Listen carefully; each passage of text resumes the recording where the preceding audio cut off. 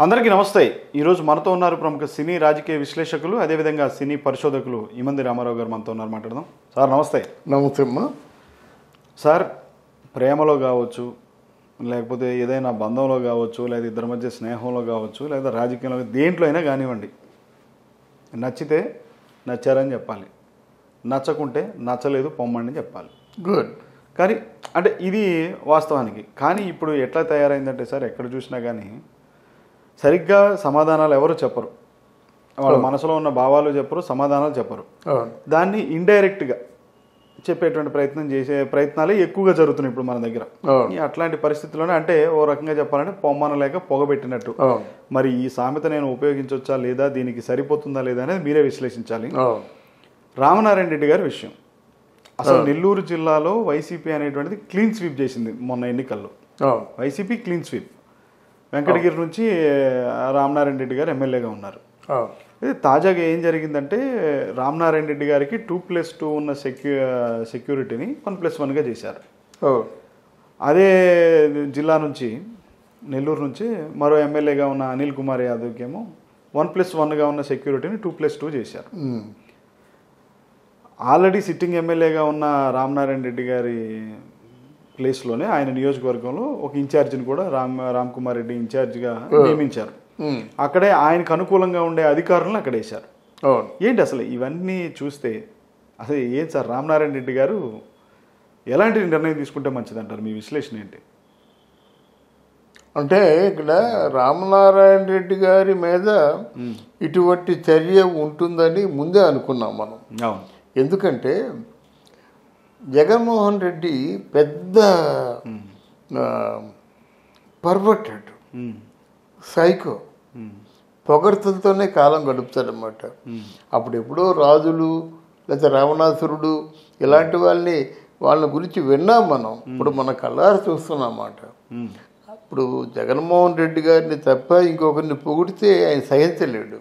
ఇంకొకరు లేరు మంచివాడంటే జగన్మోహన్ రెడ్డి. కానీ పార్టీలో వీళ్ళు ధిక్కార స్వరం వినిపిస్తున్నారు, పార్టీ ప్రతిష్టను భంగం కలిగిస్తున్నారు, డ్యామేజ్ చేస్తున్నారు అనేటువంటిది వాళ్ళ దగ్గర. అవును, అదే చెప్తున్నాను నేను. ఎందుకంటే వాళ్ళ దృష్టిలో ఒక నాలుగు దిక్కులా నలుగురిని పెట్టుకుంటాడు. నలుగురిని కూడా 4 దిక్కులు పెక్కటిల్లేలా తిట్టిస్తాడనమాట. ఆ తిట్ల ధ్వని వింటే ఆయనకి ఎంతో ఆనందం, చాలా అపురూపంగా పనిచేస్తున్నటువంటి అనుభూతి కనుక. మరి ఆయన చెప్పాడు, ఒక మంచి మాట చెప్పాడు రామనారాయణ రెడ్డి. ఎలా గెలుపుంటారయ్యా నువ్వు ప్రజల దగ్గర, ఏదో గడపకి అంటున్నావు, ఏమి సాధించావని, ఏమి చేసావని, ప్రజలు జరిగిన మేలు ఏమిటి, వనగురింది ఏమిటి, దాన్ని ఎలాగ వెళ్ళమంటావు అని మామూలుగా చెప్పాడు ఆయన. ఆయన నిజంగా బ్యాడ్గా కూడా చెప్పలేదు. అను రామనారాయణ రెడ్డి ఎక్కడ బ్యాడ్గా చెప్పలేదు. ఎందుకంటే ఆయనకి తిట్లు రావు. ఒక డిప్లొమసీ ఉంది, సఫిస్టికేటెడ్ స్టైల్ ఆఫ్ అంటే ఎక్స్ప్రెషన్. అందువల్ల వాళ్ళ నాన్నగారు కానీ ఇంకెవరైనా ఎంతో బాగా చూసుకున్నారు ఆయన్ని. అర్థమైందా? ఇటు వైఎస్ఆర్ గారు క్యాబినెట్లో కూడా మంత్రిగా చేశారు. అదే బాగా చూసుకున్నారు. అంటే ఉండడం వేరును చూసుకోవడం వేరు. అవును. అంటే వాళ్ళ తాలూకు సమఉజ్జీలుగా చూసుకుంటారండి. ఇప్పుడు నెల్లూరులో ఒక మంచి ఒక స్థాయి ఉంది. ఒక స్థాయి ఉన్నటువంటి రాజకీయ నాయకుడు ఎవరైనా ఉన్నారంటే ఆయన ఉన్నాడు. ఆయన కాదని ఇంకెవరో ఇన్ఛార్జ్ నేదురుమల్లి రామసుబ్బారెడ్డి అని చెప్పేసి ఆయన ఇన్ఛార్జ్ని పెట్టి రామ్ కుమార్ రిపీట్ అమ్మా. ఇప్పుడు అట్లాంటి ఒక స్థాయి ఉన్నటువంటి రాజకీయ నాయకుడిని కాదని నేదురుమల్లి జనార్దన్ రెడ్డి గారి అబ్బాయి రామ్ కుమార్ రెడ్డి ఆయన వేసుకోవడం అన్నది కొంచెం అది ఎలా పొమ్మని లేక పొగపెట్టడమే కాదు, చాచి చెంపదెబ్బ కొట్టినట్టు మాట. అంతే. పొమ్మని లేకుండా పొగట్టింటే కళ్ళు మొడుతాయి. ఇది అలా కాదు, అకారణంగా తగిలే దెబ్బను మనం మర్చిపోలేము.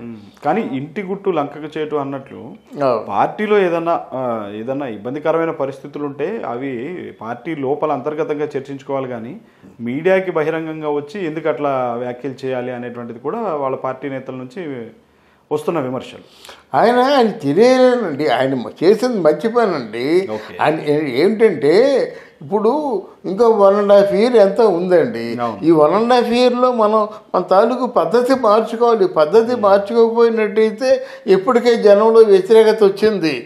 రేపొద్దున్న ఓట్లు ఎలక్షన్ దగ్గర పడగానే వెళ్ళాం అనుకోండి, ఏమంటారు వాళ్ళు, చాలా చాలావే పోవే అంటారు అన్నమాట. జనం తాలూకు అంటే వాళ్ళ చాలా తెలివైన వాళ్ళు. ఎప్పుడు ఏ నిర్ణయం తీసుకున్నప్పుడు కూడా చాలా చాలా పటిష్టంగా వాళ్ళు అమలు చేస్తారన్నమాట. ఆ భయంతో చెప్పాడు. లేదంటే మనం మారాలి, మన ధోరణి మారాలి, మన పద్ధతులు మారాలి, ఇలాగ మనం మారాలని చెప్పాడు తప్ప ఇంకేమి చెడ్డ మాటలు ఏం చెప్పలేదు కదా. దానికి బాధపడడం దానికి. అనిల్ కుమార్ యాదవ్ ఉన్నాడండి, నిజంగా మాట్లాడుతుంటే ఆ నోటి పారుదలలాగే ఉంటుందన్నమాట. పెద్ద తుప్పర్లు సోళ్ళు ఇదంతా ఉంటుంది, మాట్లాడతాడు. మినిస్టర్ మాట్లాడితే ఎంత అసహ్యంగా ఉంటుందండి, అలాగా మాట్లాడతాడు. అంటే వాళ్ళు ఏ సందేశం ఇస్తున్నాడు? ఇప్పుడు ఎవరు మన అనిల్ కుమార్ యాదవ్ చూసి ఒకటైనా నాయకుడిగా తయారవుతాడా?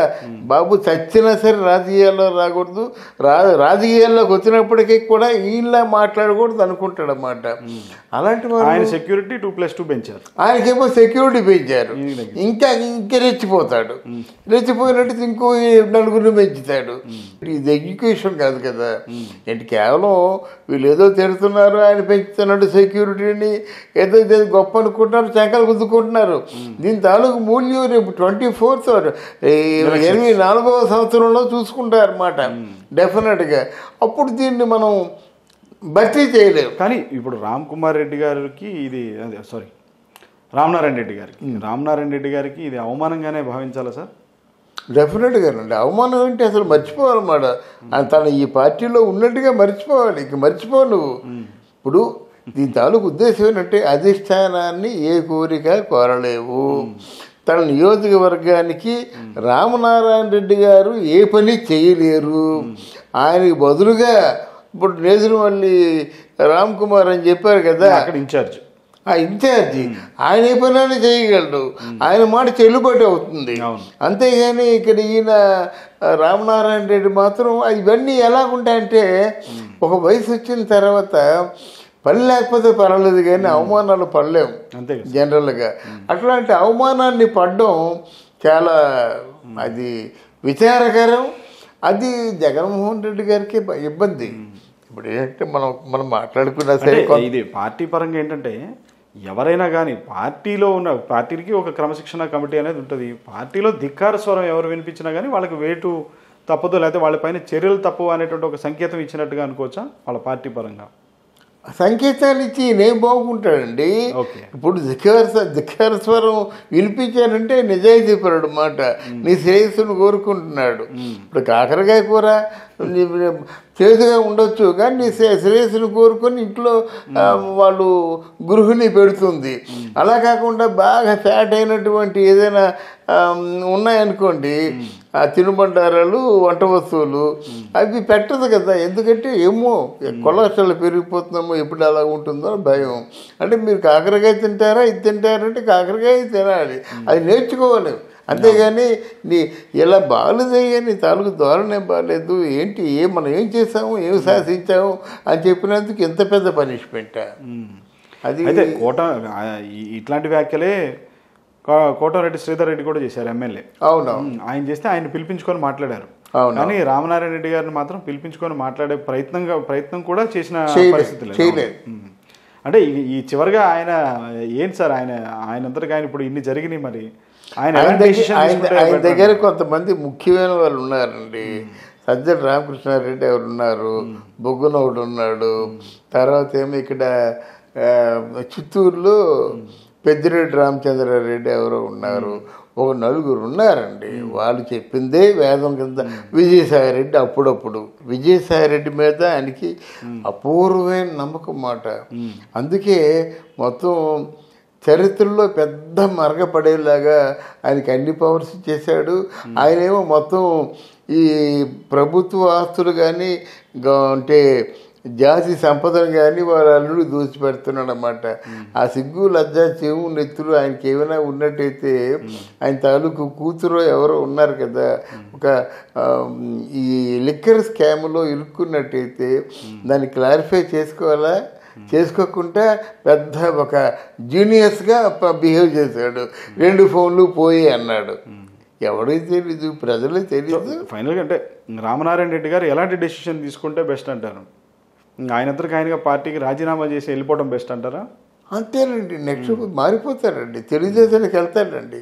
ఆ పదవులు లేకుండా ఉండలేరు కదా, పదవులు లేకుండా ఉండలేడు, తెలుగుదేశానికి వెళ్తాడు తప్పనిసరిగా. అంటే ఒకవేళ నిజంగా రామనారాయణ రెడ్డి గారు లాంటి వ్యక్తిని, ఆ నాయకుడిని కోల్పోవటం వల్ల వైసీపీకి అది ఖచ్చితంగా లోటే అంటారా?